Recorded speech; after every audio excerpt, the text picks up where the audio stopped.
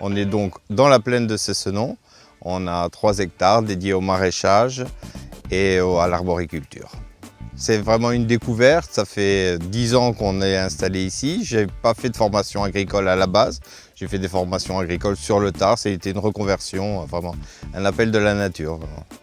Cessenon, on y est venu, on s'y est plu, on venait se balader déjà avant d'être installé ici. On a toujours bien aimé ce village et dès qu'on a eu l'opportunité, on n'a pas hésité. On travaille toute l'année, hein, donc on a un choix de plus de 70 variétés de légumes. On commence du chou jusqu'aux tomates, melons, et après on a des arbres fruitiers. On fait essentiellement des abricots et de la pêche. Nous on travaille beaucoup avec des petits restaurants, des petites épiceries, mais pas du tout la restauration collective. On ne savait pas trop comment ça fonctionnait.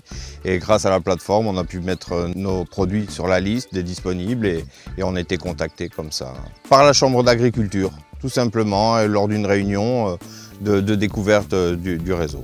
En règle générale, ce qui nous correspond dans notre marchandise, c'est souvent des lycées. C'est plutôt sur la restauration collective en lycée et en maison aussi.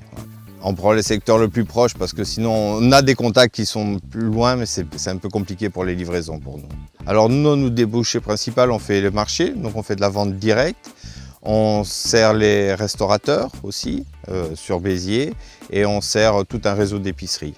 Voilà, de la région jusqu'à la région parisienne. Mais pour nous, ce qui serait important, c'est de pouvoir regrouper tous les agriculteurs, pouvoir se regrouper pour faire des livraisons. Parce que souvent, quand on a des livraisons, on a un article qui correspond à la livraison ou 2 articles, et faire une livraison un peu loin pour ça c'est un peu compliqué pour nous. Donc nous, ça serait vraiment l'outil idéal. On voit beaucoup d'offres défiler et après, c'est pas forcément évident de pouvoir livrer pour 5 cagettes de tomates, etc. Voilà.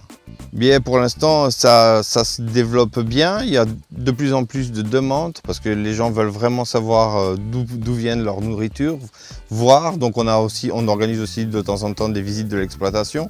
Ça permet aux gens de se rendre compte un peu du travail à faire et de la méthode de travail. On essaie de travailler le plus possible en respect de la nature. Donc je pense qu'il faut toujours évoluer là-dessus pour essayer d'être le plus complet possible.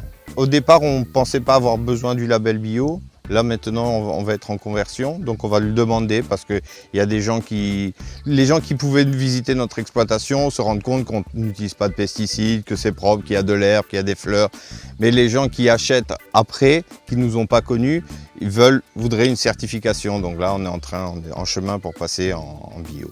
Ce qu'on applique tous les jours comme carte. Donc, voilà.